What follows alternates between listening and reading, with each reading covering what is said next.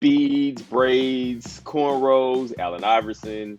I like to think of black hair as our freedoms of expression. I don't have any, so unfortunately my expression is pretty limited.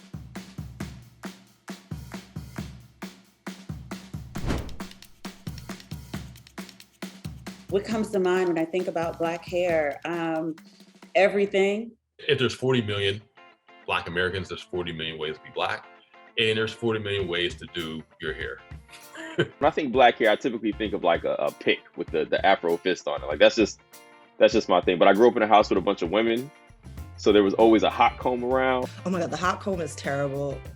I actually have an electric hot comb now, and I gotta say, it doesn't hit the same. Like, I don't know what it is, but like, it doesn't give me that like kitchen feel, you know? I think I know more than the average dude about black hair.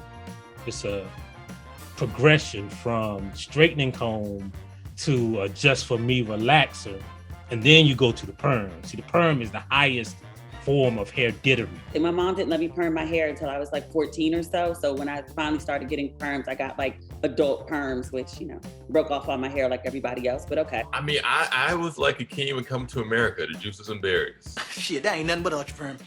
You know, you can divide the black community into segments. I grew up in a Dax household, so we used the green grease. Blue Magic hair grease.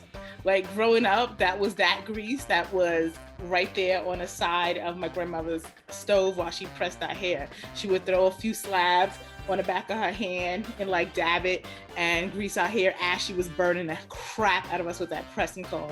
A lot of body blue wrap lotion. If you wanted to have your spiral curls, or if you were laying your hair down, you put the lot of body and then you use the gel over it, and then you brush, and then you go through with the fine tooth comb, and then you get the scarf, and then you'd sit under the dryer. Like that was my go-to. It was Duke. Like Duke, Duke was like this texturizer that you would put in your hair and it would make it like silky. It was like not quite Jheri curl, but Jheri curl adjacent. Man, I used to have a fade with Duke on the top. You couldn't tell me nothing, man. I still use Dax, but there was a period in my life where I switched to Murray's because I wanted some waves. You know, Murray's is the most advanced product in wave technology. The most iconic. What's that like pink bottle? Pink oil, pink lotion. Like my mama used it, I used it, my daddy used it, like everybody used it. Now the funny thing is I have no idea what brand the pink lotion is. Like I literally don't know who made that. But I know I used it for my hair, which used to be luscious. So the pink lotion product is iconic. That went through my entire high school era. When I tell you, I was slicking that shit in my hair like, until that shit got hard. And like the smell is so distinctive. You know what I mean? Like, you know, low key, I still actually have a bottle of pink lotion hairspray literally right now. I just have it just because I'm Black, and that's what we do. I really believe that most hair products are just flavored pink oil lotions. I don't have anything to back that up, but that's just my belief. You know, I think the most iconic fictional black hair product is Soul Glow. Just let your soul glow. Just let it shine through. Just let your soul glow, baby.